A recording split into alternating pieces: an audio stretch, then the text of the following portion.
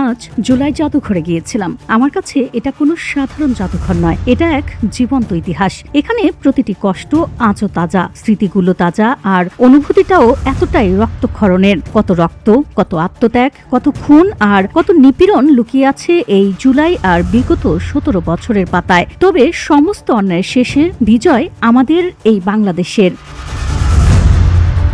Barrister আন্দোলিব Rahman পার্থর ভাষায় এই গণভবন আজ কেবলই জুলাই জাদুঘর নয়, এটা ছিল স্বৈরশাসকের এক দম্ভের স্তম্ভ, অহংকারীর এক দুর্গ।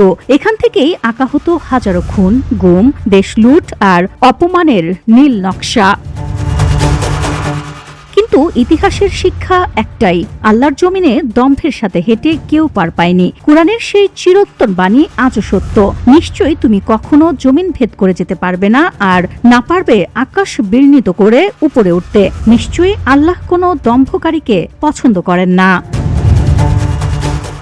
Nadia Soma, VOD Bangla, news desk.